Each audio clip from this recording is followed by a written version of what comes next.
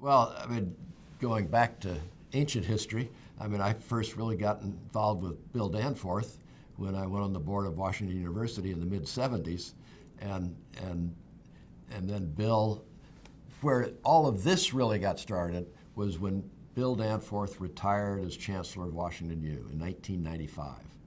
At that point, it freed up his talents, his vision to be looking at other opportunities and challenges. And he identified that St. Louis has a real opportunity in the life sciences because it has these great research institutions of Washington U, St. Louis U.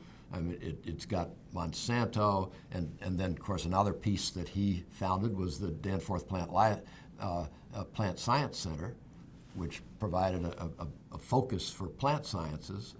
And so he really started thinking about it in the mid-'90s. By the late '90s, I mean, he had formed this coalition for plant life sciences, and out of various committees in that coalition, they started deriving various entities, in effect, one of which being Cortex, one being the biogenerator, helping to get venture capital firms up and running.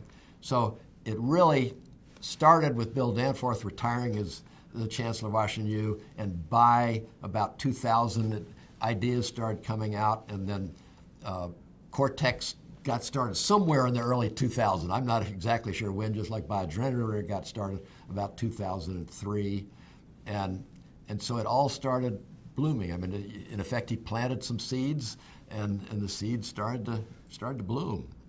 Sometime in the early 2000s, I was not there right at the beginning of Cortex. I mean, my initial involvement was biogenerator, helping to get that up and running.